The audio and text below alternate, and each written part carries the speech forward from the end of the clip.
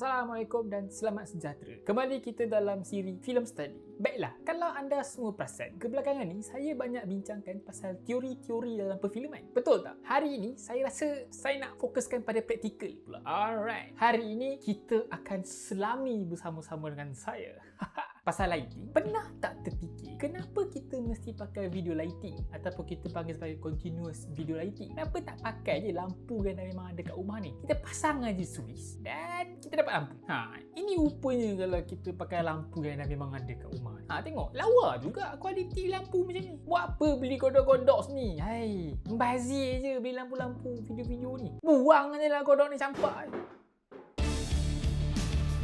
Maksudnya dekat sini kita tak payahlah pakai video lighting. Betul tak? Buat apa pakai semua ni? Lah mahal, bazir je. Alright, cukup-cukup merepek. Tak apalah, saya akan terus straight to the point. Baiklah, fokus saya pada video kali ini adalah dengan satu lighting kita boleh achieve macam-macam cara untuk dapatkan cinematic lighting untuk kita shooting. Untuk contoh yang pertama, kita boleh tengok ini adalah rupanya bila kita shooting hanya sekadar menggunakan XL60W bersama dengan reflector bowl. Hasilnya kita akan dapat visual yang sangat harsh. Dan bila kita gunakan lampu yang macam ni, kita akan dapat bayang-bayang yang sharp gila atas muka. Di sini tak bermaksud bahawa lampu yang harsh light macam ni dia tak boleh dipakaikan langsung. Tak, dia ada juga nilai-nilai estetika yang tertentu. Tetapi kita kenalah kreatif dan kena dengan apa yang kita nak convey dalam satu video yang kita nak hasilkan. Yang menariknya pasal lampu ni adalah kita boleh mencorakkan lighting ni.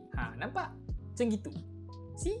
Dengan tambah blocking-blocking macam ni pun kita boleh menambah efek pada lampu harsh ni tadi.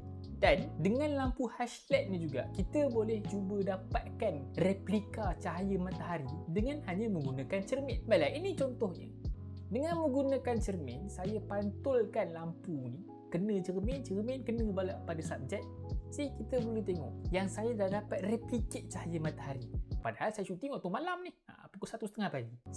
Lawa kan kualiti video yang saya dah dapat hanya dengan menggunakan satu lighting saja. Ini bermaksud dengan satu lampu saja kita boleh dapatkan look yang cinematic. Alright, seterusnya kita akan proceed. Saya akan cuba nak dapatkan Rembrandt lighting. Saya ulang, Rembrandt lighting. Apa benda pula Rembrandt lighting ni? Okey, dia macam ni. Untuk dapatkan lampu macam ni, kita kena diffusekan lampu kita ni. Dan saya akan diffusekan menggunakan octagonal softbox bersama dengan honeycomb. Dan bila saya dah diffuse lampu tu, saya letak pada depan subjek. Okey, teknik yang saya gunakan untuk susun lampu pada subjek kalau nak dapatkan Rembrandt ni, saya menggunakan jam. Kita boleh cuba dua option yang saya cuba kat sini. Ini rupanya kalau benda ni pukul 1 dan ini pula adalah rupanya pukul 2. Apa maksud saya dengan pukul 1, pukul 2 ni? Baiklah, saya akan terangkan. Contohlah, saya nak pakai lampu ni daripada arah pukul 1. Saya letak jam, saya letak satu pen, saya halakan satu arah dan di situlah saya akan letak lampu. Dan bila saya nak letak lampu pada pukul 2 pula, saya ulang balik benda yang sama. Saya cari pukul 2, saya letak pen menghala ke pukul 2 dan saya letak lampu tu di pukul 2. Efeknya kita boleh dramatikkan ataupun kita kurangkan dramatikkan corak segitiga yang dapat dihasilkan pada sebelah muka subjek yang ada di depan lampu itu. Okey, kenapa kita nak achieve dapatkan segitiga pada muka subjek? Okey, kalau anda nak tahu, Rembrandt memang sangat popular dengan lukisan-lukisannya. Dan buat pengetahuan anda, Rembrandt adalah salah seorang pelukis yang tersohor pada zaman dahulu. Dan teknik pencahayaan dalam lukisan beliau banyak menimbulkan segitiga pada muka-muka orang-orang yang dilukisnya. Jadi inilah disebabkan kenapa teknik pencahayaan lampu ini dipanggil sebagai Rembrandt lighting. Baiklah, saya akan selitkan ini adalah lukisan Rembrandt dan ini adalah contoh yang saya buat. Kita boleh nampak perbandingan antara dua gambar dan dua video yang saya rakam ni. Baiklah, sekarang ni pula saya nak tunjuk beauty light. Ini orang-orang perempuan suka lah lighting macam ni. Baiklah, cara untuk set up lampu ni adalah dengan letak lampu dekat atas kamera. Macam ni set up dia. Baiklah, kenapa saya letak lampu ni atas sikit daripada kamera? Kalau anda perasan, bila saya letak lampu macam ni, cahaya yang kena pada muka saya menampakkan saya macam kurus. Nampak? Disebabkan lighting dah sculpt muka saya, menghilangkan double chin ataupun lemak-lemak berlebihan dekat bawah dagu saya ni. Nampak? Dia dah masuk dekat dalam bahagian gelap bayang-bayang ni. Dia dah sculpt muka saya menampakkan saya ni makin kurus. Padahal saya tak ada pun, senang tiba-tiba turun kurus. Nampak? Dengan pencahayaan macam ni pun kita boleh menampakkan subjek itu kurus. Sebab tu saya cakap tadi, orang perempuan kalau nak cantik, buatlah lighting macam ni. Confirm anda akan nampak kurus. Jangan risau. Saya tak tipu. Betul. In fact, kalau anda perasan sejak kebelakangan ni, saya set up lampu saya macam ni lah. Ini contoh setup penuh dalam bilik saya. Beginilah caranya saya set up dan inilah kenapa saya suka set up macam ni, sebab nak nampakkan saya kurus.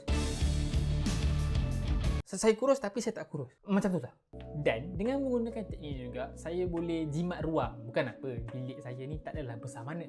Walaupun saya panggil studio, tapi itulah, studio saya ni hanyalah sekangkang kera. Dan saya yakin kadang-kadang kalau kera kangkang pun rasanya lagi luas. But, hey. Dengan menggunakan teknik lampu ni, double chin kat muka saya dah hilang. Itu benda paling penting. Tapi bila guna teknik ni, kadang-kadang orang tak suka sebab kita boleh tengok leher siapa hilang tu gelap. Bukanlah hilang, maksudnya gelap sangat. Nampakkan macam ada bayang-bayang hitam yang tak menyelesakan orang yang tengok. Certain orang suka tapi certain orang tak suka. Jadi untuk counter masalah ni, kita boleh letak bounce cut dekat meja ataupun dekat bawah dagu subjek. Ini akan memantulkan cahaya daripada lampu yang dekat atas kamera tadi tu kena pada muka dan kena juga pada bounce cut. Dan bounce cut tu akan pantulkan cahaya kena pula pada leher. Tapi kalau kita rapat memang cerah habis. Jadi benda ni bergantung apa yang kita nak achieve. Jadi inilah rupanya. Alright, kali ini kita akan buat setup yang keempat. Dan setup ini dipanggil sebagai overhead lighting. Untuk buat setup lampu macam ni, kita mesti ada sistem. Untuk ketahui cara-cara dan pengendalian sistem dengan baik, saya ada buat video sebelum ni. Kalau nak tahu boleh klik link sini. Baiklah, bila setup lampu overhead macam ni, contoh ataupun reference paling dekat dengan kita adalah filem Godfather. Kalau kita perasan, filem Godfather ni memang menggunakan teknik pencahayaan overhead sehingga menyebabkan mata-mata pada karakter dalam filem tu nampak seperti ditutup oleh bayang-bayang. Kita tak nampak mata. Sebenarnya benda ni ada convey message yang tertentu. Tapi saya tak nak cerita kat sini sebab benda tu panjang. Tapi benda yang paling senang saya ceritakan adalah mata subjek digelapkan dan timbullah message di mana kita seolah-olah macam tak tahu intention sebenar subjek tu. Dan untuk pengetahuan anda, masa filem ni siap, eksekutif filem Godfather ni tanya, kenapa buat lampu macam ni sampai tak nampak mata-mata wataknya? Dan DP ataupun DOP jawab balik menyatakan, inilah perwatakan watak-watak dalam filem ni. Kita tak tahu betapa sinisternya karakter ni. Benda tu lah macam konon-konon yang diorang nak conveykan. Dan inilah salah satu cara teknik yang digunakan oleh pemikir filem Godfather ini. Tapi bila kita set up lampu macam ni, kita kena hati-hati sebab mana-mana arah lampu ni halakan kepada karakter ni, macam contohlah kan, kalau dia sengit-sengit kepala kiri sengit ke kanan ke, message ataupun rupa paras karakter tu bila lampu overhead, dia boleh berubah-ubah maksud. Jadi kita kena berhati-hati dan kita kena pastikan apa yang kita nak sampaikan. Dan ini adalah setup yang saya cuba tiru daripada Godfather. Ini contohnya lah. Dan ini pula adalah contohnya bila kita menggerak-gerakkan karakter. Dan di sini kita boleh menyebabkan message yang nak disampaikan tu berubah-ubah. Selain daripada kita menggerak-gerakkan karakter ke apa semua, kita boleh juga memakaikan topi pada subjek atau pada talent. Dan yes, of course, message yang nak disampaikan pun akan berubah. By the way, itu topi mak saya. Cantik kan topi dia? Saya tahu. Sama juga macam teknik tadi, kalau kita tak nak nampak green sangat visual dalam frame, kita boleh pantulkan cahaya daripada bawah. Dan caranya adalah dengan menggunakan bounce cut. See? Dengan menggunakan bounce cut, kita boleh mencerahkan sikit muka watak ataupun muka subjek di bawah cahaya itu. Dan sekaligus mengubah mesej yang ingin disampaikan. Jadi ini adalah rupanya bila saya buat memang betul-betul serius punya overhead. Dan ini pula adalah overhead yang di bounce cut. Oh ya, tak dilupakan juga dengan menggunakan harsh light tadi, yang awal-awal tadi dengan hanya menggunakan reflector bowl, kita boleh juga buat lighting di mana kita letak lampu di belakang karakter yang akan menghasilkan visual yang sebegini. Tak tahu nak describe, but benda ni kan saya pernah tengok dalam dokumentari ada, dalam filem pun ada, in fact dalam music video pun ada. I don't know how to put it, but it conveys some message yang saya rasa anda semua pun dapat rasakan apa yang saya rasa. But is a way to light up your character. Kemudian dengan harsh light juga kita boleh gunakan bounce cut.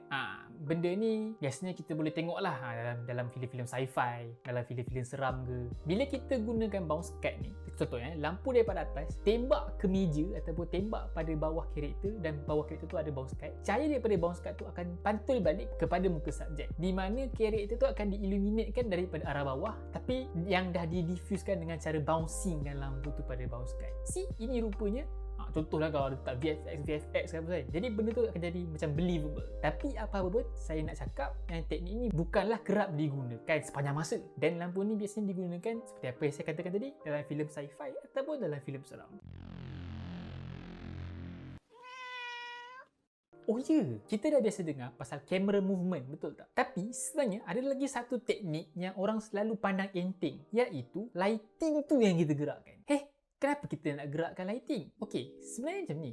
Bila kita gerakkan lighting, sebenarnya kita boleh juga menggerakkan visual. Untuk video-video yang ada naratif, mungkin susah lah nak menggerakkan lighting ni kan. Sebab benda ni akan macam menghilangkan logik dalam pencahayaan. Tetapi, contohnya kalau kita macam buat iklan ke, kita buat music video ke, kita boleh pakai teknik. Ini adalah contoh-contohnya. Dan ini pula cara-caranya lah. Saya tunjuk sikit macam mana saya buat lampu bergerak macam ni kan. Alright, ini pula adalah contoh daripada industri. Contoh yang digunakan dalam MV contohnya. Ini kita boleh tengok contoh. Okey, macam saya cakap dengan tadi, kita boleh gunakan juga untuk iklan. Okey, ini rupa parasnya bila lighting ni digerakkan untuk light upkan produk-produk tu. Okey, kita boleh tengok bila cahaya yang digerakkan, dia seolah-olah macam ada movement. Tapi yalah, movementnya hanya terletak pada cahaya. Alright. Sekarang ni kita akan cuba buat siluet pula. Cara dia mudah je, senang je. Cara dia adalah dengan tembak cahaya pada belakang subjek. Bila kita buat cahaya yang sebegini, bayang subjek akan jadi crisp macam ni. Dan bila subjek anda beginilah rupanya, tahniah, you got siluet. Alright, seterusnya, selain daripada teknik siluet ni, kita juga boleh try lagi satu teknik ni. Baiklah, cara dia lebih kurang je macam Rembrandt lighting tadi. Cuma bezanya, instead of pukul 1 atau pukul 2, saya memang letak pada sisi karakter terus. Ataupun kita boleh kata pada pukul 3 karakter. Baiklah, bayangkan pukul 3 karakter adalah lampu. Jadi pukul 9 karakter saya akan letak asisten. Dan asisten tu saya akan letak kain hitam. Dan benda ini akan menghasilkan satu benda yang kita panggil sebagai negative field. Okey, negative field ni bertindak sebagai penyerap cahaya. Konsep dia begini. Instead of pantulkan cahaya macam bounce cut tadi tu kan, contohnya macam pada cahaya pada muka belah sini memang kena cahaya kuat lah. Lepas tu bila kena pada bounce cut, dia akan pantulkan lebihan-lebihan cahaya pada muka karakter. Jadi macam sini cerah, lepas tu sini pada cahaya sikit. Tapi dengan menggunakan negative field, berlawanan dengan teknik bounce light, bila kita pakai negative field, kita akan dapat rupa paras yang sangat dramatik. Nampak? Kita boleh tengok separuh muka je yang nampak dan separuh lagi gelap, hitam. Berlawanan dengan teknik bounce light, dengan menggunakan negative field, kita akan dapat menghasilkan visual yang lebih dramatik. Dan kita boleh tengok separuh muka daripada subjek ini hitam terus, tapi sebelah sahaja yang visible. Teknik ini memang akan menghasilkan satu visual yang sangat dramatik. Baiklah, kita tukar. Instead of kita gunakan negative field, tapi bila kita gunakan kain putih, dia akan bertindak sebagai satu benda yang akan bouncekan cahaya juga. Kita akan dapat rupa yang begini. Jadi kita boleh tengok perbezaan bila kita guna negative field dan juga bounce ataupun kain putih. Ini rupa parasnya. Baiklah. Sampai di sini saja episod Film Study kali ini. Apa-apa pun suka untuk saya katakan, Film Student Forever.